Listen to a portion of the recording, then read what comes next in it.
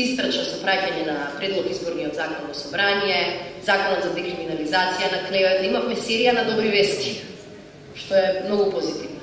Проблемот е што тие добри вести ги заборавивме во моментот кога комесарот замина од Македонија и во моментот кога го добивме извештајот.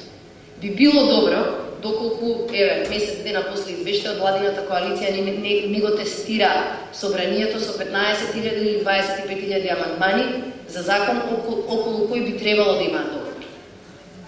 Би било добро доколку изборниот закон не помине како што помина, без практично ниеден суштински предлог од опозицијата, ниту некој од суштинските забелешки на ОПСЕ ОДИФР.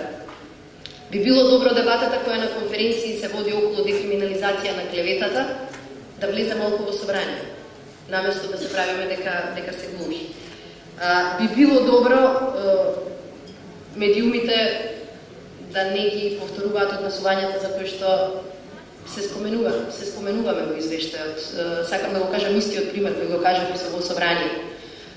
Дента кога опозицијата држеше митинг во центарот на Скопје, независниот курир објави наслов кој независната државна МРТВ и независната приватна Дневник се тркаа кој ќе го ископира. Од почеток до крај. Ист стил, иста реченица, ист коментар.